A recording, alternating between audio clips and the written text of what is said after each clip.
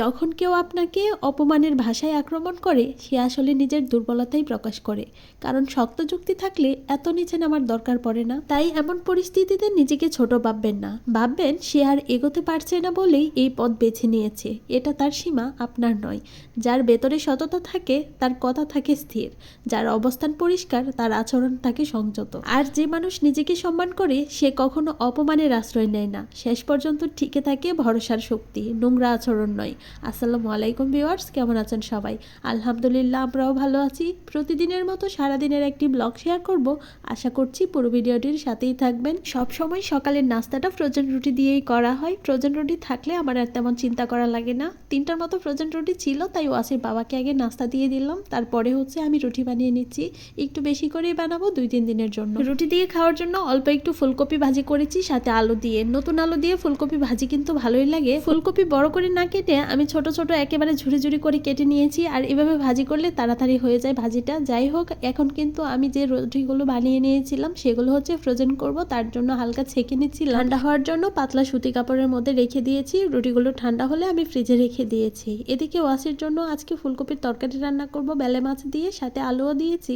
আজকে রুটিগুলো বানাতে আমার অনেকটা সময় লেগেছে, তাই আগে থেকে আর কোনো কিছু গোছানো হচ্ছে না। যেটা আগে রেডি করতে পারছি সেটাই আর কি বসিয়ে দিচ্ছি। ওয়াসির তরকারিটা যেহেতু আগে রেডি করা হয়েছে, তাই ওর তরকারিটা আগে বসিয়ে দিয়েছি। পাঙ্গাস মাছ বের করে রেখেছি, আজকে পাঙ্গাস মাছ ভুনা করব। 2 দিন পর আজকে সকাল সকাল একটু রোদ উঠেছে, আমার কাছে তো ভালোই লাগছে, শীতটাও একটু কম লাগছে। সকাল সকাল যদি রোদ উঠে যায় তাহলে কিন্তু শীতের পরিমাণটাও কম লাগে, আমার কাছে সেটাই বেশি ভালো লাগে। বিকালের দিকে রোদ না উঠলেও হয়। ওয়াসির তরকারিটা হতে হতে এদিকে অন্য আরেকটা রেডি করেছি। পেঁয়াজের কলিগুলো কেটে নিয়েছি, নতুন আলু দিয়ে ভাজি করলে কিন্তু খেতে খুব ভালো লাগে। অফ ক্যামেরায় পাঙ্গাস মাছ ধুয়ে লবণ দিয়ে মাখিয়ে রেখেছি, এদিকে ভাজিটা হতে হতে ওইটা রেডি করব। আজকের কাজগুলোই এমন তাড়াহুড়োর মধ্যে দিয়ে যাচ্ছে, সকাল সকাল ঘুম থেকে উঠেও রান্না করতে মাঝে মধ্যে দেরি হয়ে যায়। একটা কাজ শেষ হওয়ার পর অন্য আরেকটা কাজ রেডি হয়েই থাকে। যখন বাড়িতে থাকতাম তখন দেখতাম আমার মা সারাদিন একটা না একটা কাজ করতেই থাকে, তখন ভাবতাম কি এমন কাজ থাকে সারাদিন, এটা সেটা করতেই থাকে। এখন নিজের সংসার হয়েছে, এখন বুঝি কেন কাজ থাকে। পেঁয়াজের কলি ভাজা হয়ে গেলে আমি একই কড়াই পাঙ্গাস মাছগুলো ভেজে নিয়েছি, এখন তরকারিটা রান্না করব। অফ ক্যামেরায় এর জন্য পেঁয়াজ রসুন কেচে নিয়েছি, সাথে কাঁচামরিচের কয়েকটা ফালি দিয়েছি। পেঁয়াজ রসুন ভাজা হয়ে গেলে এর মধ্যে শুকনো মশলাগুলো ব্যবহার করেছি। মরিচের পরিমাণটা একটু বেশি দিয়েছি, ঝাল ঝাল খেতেই ভালো লাগে।